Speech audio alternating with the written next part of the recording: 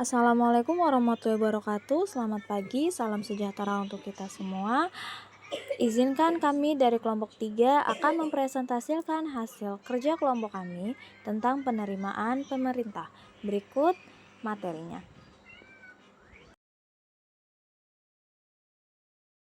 Apa itu penerimaan pemerintah dan beban pajak? Jadi, pendapatan atau penerimaan negara adalah sebuah pemasukan negara yang digunakan sebagai sumber pendanaan kegiatan dengan rangka pembangunan negara. Sumber-sumber ini penting untuk menjaga stabilitas ekonomi dan menyediakan layanan publik. Menurut Sparmoko Basri 2005, penerimaan negara merupakan sebagai penerimaan pajak, penerimaan yang diperoleh dari hasil penjualan barang dan jasa yang dimiliki dan dihasilkan oleh pemerintah, pinjaman pemerintah dan mencetak uang. Penerimaan dari sektor pajak ini sendiri dapat digunakan untuk sumber keuangan negara dan keuangan daerah yang nantinya berfungsi sebagai dana untuk meningkatkan sarana dan prasarana yang dibutuhkan oleh masyarakat dan bangsa untuk meningkatkan kesejahteraan. Selanjutnya kita akan masuk ke sumber-sumber penerimaan negara. Sumber penerimaan negara yang utama ada 8, yaitu yang pertama ada pajak, yaitu merupakan sumber utama penerimaan negara. Pajak dibayarkan oleh masyarakat dan digunakan untuk membiayai pembangunan serta pelayanan publik. Yang kedua, retribusi, yaitu penerimaan dari pembayaran atas jasa atau izin tertentu yang diberikan oleh pemerintah seperti retribusi parkir atau izin usaha. Yang ketiga, keuntungan BUMN, yaitu laba yang diperoleh dari perusahaan milik negara yang kemudian disetor ke kas negara. Selanjutnya, 4. Denda dan perampasan, yaitu penerimaan dari sanksi hukum atau pelanggaran yang dilakukan masyarakat atau badan hukum. Yang kelima, sumbangan masyarakat, yaitu bantuan sukarela dari masyarakat atau lembaga yang diberikan kepada pemerintah. Yang keenam, pencetakan uang kertas, yaitu pendapatan yang berasal dari kegiatan pencetakan uang oleh bank sentral untuk memenuhi kebutuhan moneter negara. Yang ketujuh, hasil undian negara, yaitu pemasukan dari kegiatan undian resmi yang diselenggarakan oleh pemerintah. Dan yang terakhir, ke-8, yaitu pinjaman dan hadiah, yaitu dana yang diperoleh dari pinjaman luar negeri, dalam negeri, atau hadiah dari negara lain. Distribusi beban pemerintah. Mendistribusikan beban pemerintah secara adil adalah tantangan utama. Pajak tidak hanya berfungsi sebagai sumber penerimaan, tetapi juga sebagai alat pengatur kegiatan ekonomi swasta. Fungsi budgetir pajak. Pajak adalah sumber penerimaan utama negara untuk membiayai pengeluaran publik pemerintah. Selanjutnya kita masuk pada fungsi pengaturan pajak. Pemerintahan menggunakan sistem perpajakan untuk mengatur dan mengawasi kegiatan swasta. Misalnya, menghalangi produksi barang yang tidak diinginkan atau mencegah konsumsi barang tertentu yang dianggap terlalu berbahaya. Smith-Shannon's prinsip pengenaan pajak. Adam Smith mengajukan 4 prinsip penting untuk sistem perpajakan yang baik yang dikenal sebagai Smith-Shannon's. Prinsip-prinsip ini bertujuan untuk menciptakan sistem pajak yang adil dan efisien. Yang pertama, prinsip kesamaan atau equity. Beban pajak harus sesuai dengan kemampuan relatif wajib pajak, mempertimbangkan tingkat penghasilan. Yang kedua, prinsip kepastian. Pajak harus tegas, jelas, dan pasti bagi wajib pajak, memudahkan pemahaman dan administrasi. Yang ketiga, prinsip kelayakan conveyance. Pajak tidak boleh terlalu menekan wajib pajak, mendorong pembayaran sukarela. Yang keempat, prinsip ekonomi. Biaya pemungutan pajak harus minimal tidak lebih besar dari penerimaan pajak. Pendekatan manfaat versus kemampuan membayar. Dua pendekatan utama dalam pengenaan pajak adalah berdasarkan manfaat yang diterima atau kemampuan untuk membayar. Keduanya memiliki implikasi berbeda terhadap distribusi beban pajak.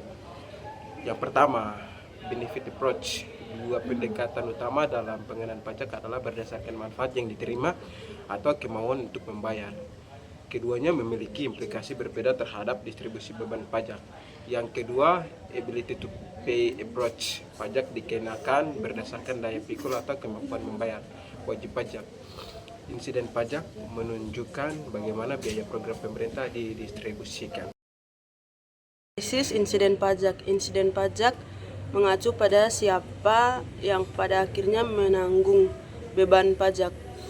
Ada beberapa jenis analisis insiden pajak untuk memahami dampaknya terhadap distribusi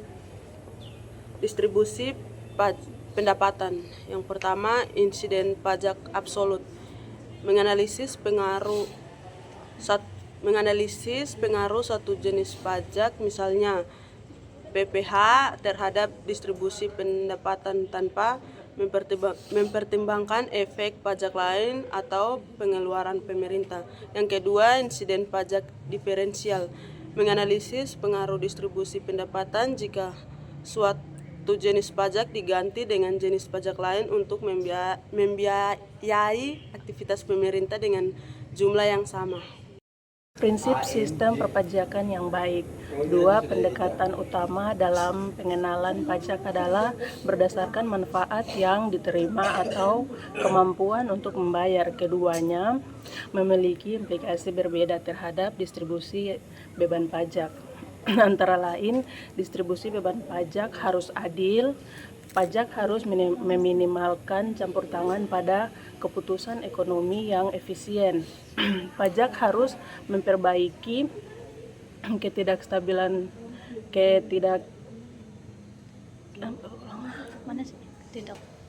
Pajak harus memperbaiki ketidakefisienan di sektor swasta. Berikut, struktur pajak harus mendukung stabilisasi dan pertumbuhan ekonomi. Yang berikut, sistem pajak harus mudah dimengerti oleh wajib pajak. Biaya administrasi dan pelaksanaan pajak harus minimal. Pajak harus memiliki kepastian dan dapat dilaksanakan. Yang terakhir, pajak harus dapat diterima oleh masyarakat. Pergeseran beban pajak, seringkali wajib pajak yang membayar pajak tidak sama dengan pihak yang menanggung beban pajak akhir. Fenomena ini disebut pergeseran beban pajak. Yang pertama, pajak langsung versus tidak langsung. Pajak langsung bebannya tidak dapat digeserkan, sedangkan pajak tidak langsung, misalnya pajak penjualan, cukai, bebannya dapat digeserkan. Yang kedua, tahapan pergeseran beban pajak. Yang pertama, effects of taxation beban pajak pada wajib pajak yang membayar ke negara. Dua, shifting of taxation proses pemindahan beban pajak dari pembayar ke pemikul. Yang ketiga, incident of taxation beban pajak akhir setelah pergeseran. Yang keempat, effect of taxation konsekuensi ekonomis dari insiden pajak, misalnya kesenjangan pendapatan. Pergeseran ke depan forward shifting terjadi saat harga dinaikkan, misalnya harga rokok setelah cukai. Pergeseran ke belakang backward shifting terjadi saat harga input ditekan, misalnya harga tembakau dari petani. Kesejahteraan yang hilang karena pajak. Pajak kadang-kadang dapat menimbulkan beban yang lebih besar dari nilai pajak yang dipungut, yang dikenal sebagai kesejahteraan yang hilang karena pajak. Kesejahteraan yang hilang karena pajak adalah kelebihan beban yang ditimbulkan oleh pajak. Pajak dibandingkan nilai pajak yang dapat dipungut. Ini terjadi karena pajak dapat menyebabkan misalokasi sumber daya yang produktif, membuat konsumen kurang senang, dan mengurangi kesejahteraan. Penting untuk membedakan antara biaya tidak langsung dan biaya langsung pajak untuk memahami dampak penuhnya terhadap ekonomi. Baik, kita masuk pada contoh konkret. Pajak merupakan sumber utama penerimaan negara yang digunakan untuk membiayai pembangunan nasional. Dalam beberapa tahun terakhir, penerimaan pajak di Indonesia mengalami fluktuasi yang dipengaruhi oleh kondisi ekonomi dan pandemi COVID-19 dan kebijakan fiskal pemerintah. Di sini kita bisa melihat dari data penerimaan pajak dari tahun 2020 sampai 2025.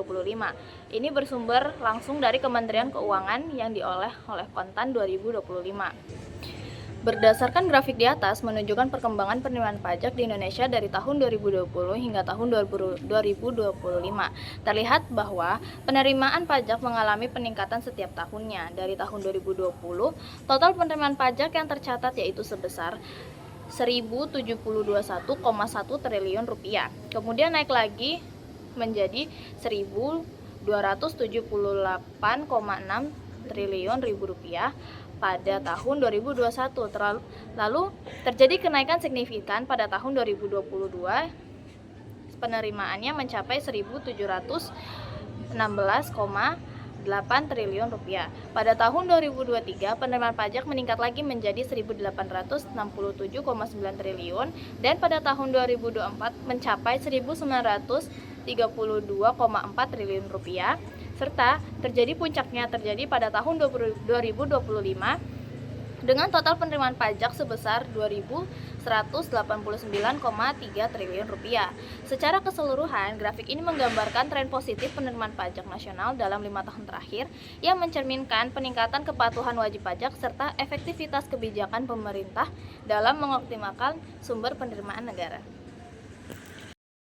Sekian dari kami kelompok 3. Terima kasih. Dadah.